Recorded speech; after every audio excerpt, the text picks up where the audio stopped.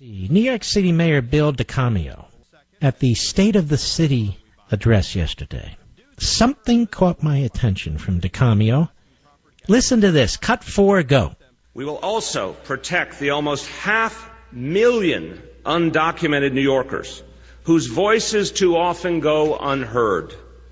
We will reach out to all New Yorkers, regardless of immigration status, issuing municipal ID cards available to all New Yorkers this year. Whoa. Did he just say he's going to hand out municipal ID cards to illegal aliens, Mr. Producer? I thought requiring people to have ID cards is racist. How can it possibly be that these people in the shadows will be able to get municipal ID cards, but people who are not in the shadows find it too difficult to get ID cards? I'm making an official on-the-air report to the Attorney General of the United States that it would appear the New York City Mayor, Bill DeCamio, may be a racist. He may be a racist because it seems to me, Mr. Producer, that he's insisting that illegal aliens, almost 500,000 undocumented New Yorkers, look how the jerk talks, by the way, undocumented New Yorkers who are citizens of other countries. In any event, he wants to give them municipal ID cards. What do they need those ID cards for, Mr. Producer? Will police officers be free to stop them and ask them for their municipal ID cards? No. Well, what are the ID cards for? Benefits, that's what. But that's beside the point. We have been told time and again, from the top of this administration on down, that requiring identification cards for voting is like a poll tax, which doesn't even make any sense. But there you go. Even free ID cards handed out by the state are like a poll tax. How stupid. But that said, now DeCamio is going to be giving ID cards to illegal aliens in the shadows. Do you see how we get caught up in the insanity of the left? It's absolutely insane. Undocumented New Yorkers? They're not undocumented New Yorkers. They're illegal aliens. Well, they have rights too. Let's start from the beginning. Cut 4, go. We will also protect the almost 500,000 undocumented New Yorkers. Stop right there. First of all, how do we know there's a 500,000? They're undocumented. And they're in the shadows. Just listen to these people. They're undocumented, they're in the shadows, and there's a 500,000. How do you know? We just do. Go ahead. Voices too often go unheard. Stop. Their voices go unheard? Has anybody listened to the Democrat Party and the leadership of the Republican Party? They're the only voices you hear.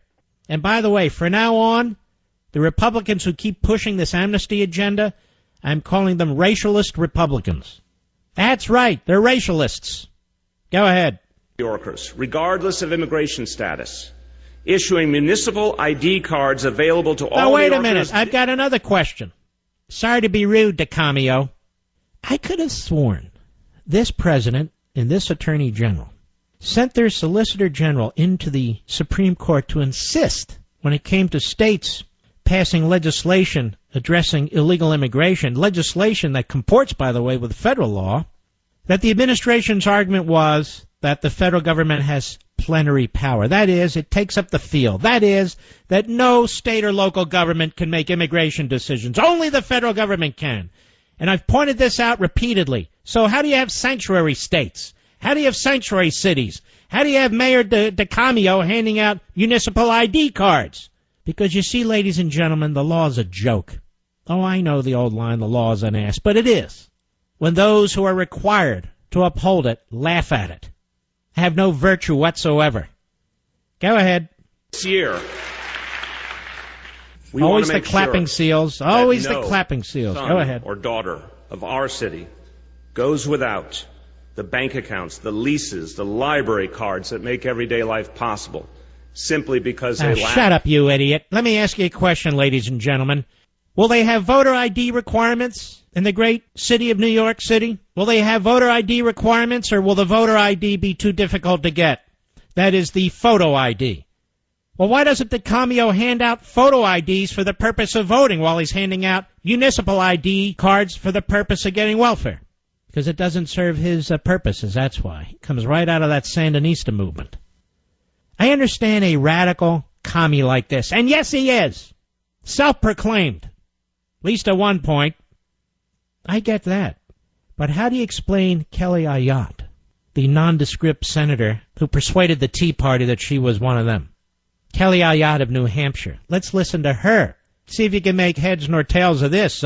Face the nation or deface the nation. Cut one, go. Well, I have to say, Bob, I think there is a real trust deficit right now that the Speaker is facing, and it's related to Obamacare and the disastrous rollout, because let's think about it. Immigration means doing a lot of complex things well, and in addition to that, the administration keeps issuing executive orders to change the law. Stop there. First of all, what is this phrase, trust deficit? Who talks like this?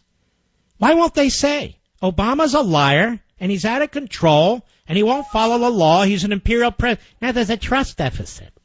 Trust deficit? This is the ruling class talking to itself. I'll say, Bob, there's a trust deficit with the President of the United States. No, he's a liar, and he violates the law. He undermines his own oath. Hey, we can't say that. Trust deficit. All right, so far she says, in essence, look, the Republicans in the House don't trust this guy. There's a trust deficit. So why would they go ahead with immigration? Right? Cut one. Go. So I think there's a trust deficit that's related. And then when the president came out in the State of the Union and talked about more executive orders, that certainly, I think, didn't help the situation. No. You know, I supported the bill in the Senate. I think we should solve this. I hope the Speaker can find a way forward. What? You know, certainly the bill that came out of the Senate was not perfect, but it was a good solution to a hard problem. Stop. First of all, why do all these women on the Hill sound like Katharine Hepburn? But that's a whole different story. Now, there's a trust deficit.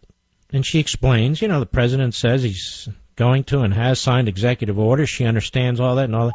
And this is a complex problem, and I really hope the Speaker can figure this out and help solve this important issue, not only for the country, but for the Republican Party.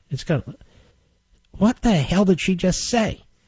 Even in Washington speak, did she not say Obama can't be trusted? He's using executive orders in lieu of the law. And by the way, why is there no outrage? Why does she talk like she's a host for NPR? And by the way, there's a trust deficit, but I hope the Speaker can work. What are you talking about? The President of the United States is violating the Constitution. He's undermining the separation of powers. He's ruling by fiat. But there's a trust deficit, and I hope the Speaker can work his way around it.